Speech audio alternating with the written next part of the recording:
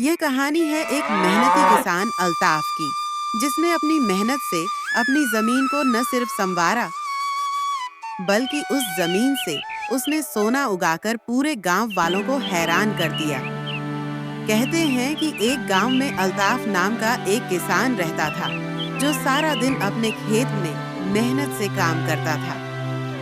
गांव वाले अक्सर उसे देखकर हंसते, कुछ तो उसका मजाक उड़ाते, कुछ जलन में जलते, लेकिन अल्ताफ को इन बातों की कोई परवाह न थी। उसका यकीन था कि मेहनत रंग लाती है। अरे भाई, अल्ताफ तो पूरा पागल हो गया है। ऐसे खेत में जान खपा रहा है जैसे वहां से सोना उगलेगा। सोना नहीं तो धूल जरूर उगाएगा। कितना बेवकूफ है ये भी, इतना वक्त और मेहनत बर्बाद कर रहा है। मेहनत कभी धोखा नहीं देती। एक दिन मेरा खेत ऐसे चमकेगा जैसे सोने की चादर बिछी हो, और उस दिन ये सब लोग दांतों तले उंगली दबा लेंगे। मगर अल्ताफ हर ताने, हर हंसी को चुपचाप सुनता, हल्की सी मुस्कान होठों पर लाता और फिर दुगनी लगन से अपने खेत में जुट जाता। उसकी आंखों में एक सपना था, दिल में अटूट भरोसा था कि एक दिन वक्त खुद उसकी सच्चाई का गवाह बनेगा और सारी दुनिया उसकी मेहनत को सलाम करेगी। उधर गांव के कुछ रईस लोग, जो पहले से ही कई खेतों के मालिक थे, अल्ताफ की मेहनत पर तंज कसने लगे। चौपाल में बैठकर वो कहते, हमने जिंदगी भर खेती की है, पर ऐसी मिट्टी में मेहनत करने का क्या फायदा। उनकी बातों में घमंड था, जैसे सब कुछ सिर्फ पैसे से ही हासिल होता है। वो अल्ताफ के जुनून को पागलपन समझते थे। सुना तुमने? अल्ताफ ने अपनी बची खुची जमीन को सोना बनाने का सपना देख लिया है। अरे भाई, सपना देखना बुरा नहीं, पर जमीन की हालत तो देखो, बंजर, सूखी और पत्थरों से भरी। कभी कभी लगता है जैसे वो हकीकत से बहुत दूर चला गया है। अरे छोड़ो यार, अगर 2 लाख लगाकर सोना उगाया जा सकता तो हम सब कब के करोड़पति बन चुके होते।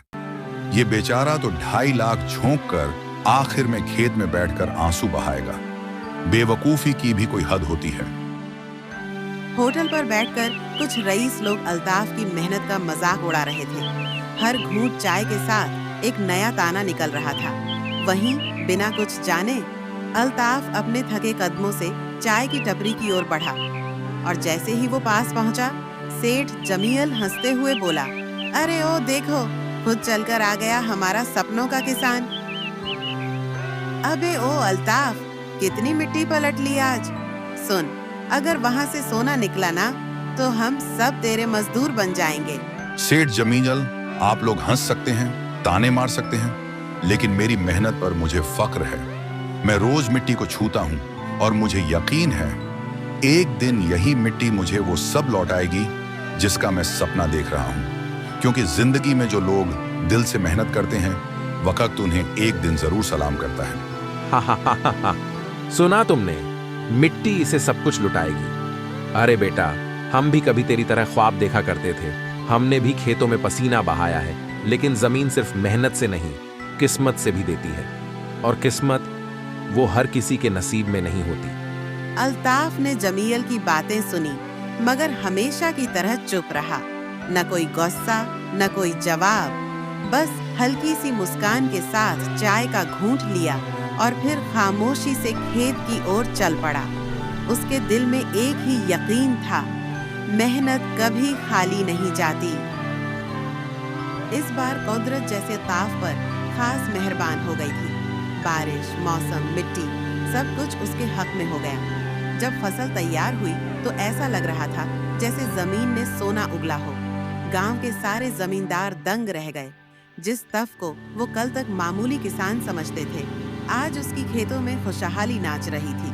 हर तरफ से एक ही आवाज आ रही थी, ये कैसे हो गया। अरे ताफ भाई, वाह भाई वाह, ऐसी फसल तो हमने सालों में नहीं देखी। इतनी हरी भरी और घनी फसल। लगता है इस बार तो अल्लाह ने तुम पर खुद ही करम बरसा दिया है। मुबारक हो तुम्हें, दिल से भाई, दिल से। भाई, ये तो वाकई चमत्कार हो गया। बाकी सबके खेत तो सूखे और बंजर पड़े हैं, और तुम्हारे यहाँ हर तरफ हरियाली ही हरियाली है। कोई राज है क्या तफ भाई? दुआ है या कोई खास तरकीब? बस दुआ और मेहनत, बाकी सब अल्लाह का करम है। दिल से किया हर काम कभी जाया नहीं जाता। अगर ऐसे ही चलता रहा तो अगली बार तुमसे बीज खरीदने हम आएंगे। भाई, अब तो तुम बड़े जमींदार बन गए। अल्लाह मेहनत करने वालों को कभी खाली नहीं लौटाता। अल्ताफ भाई, तुमने साबित कर दिया कि सच्ची मेहनत और भरोसा कभी बेकार नहीं जाता। ये सामने वाली जमीन मेरी है, मगर अब से ये तुम्हारी जिम्मेदारी है। इसे भी तुम ही संभालो। ये इनाम है तुम्हारी लगन का। जब सब ने हार मान ली थी, तब अल्ताफ ने मेहनत और दुआ को नहीं छोड़ा। धूप हो या बारिश, हर दिन उसने अपने खेत को सींचा और आज उसी की जमीन सबसे ज्यादा हरी भरी है। सीठ जमीजल भी दंग रह गए और बोले, अल्लाह हमेशा मेहनत करने वालों को अपना इनाम देता है। उन्होंने अपनी जमीन भी अल्ताफ को सौंप दी। अब अल्ताफ सिर्फ एक किसान नहीं रहा, वो मेहनत, सब्र और यकीन की मिसाल बन चुका है।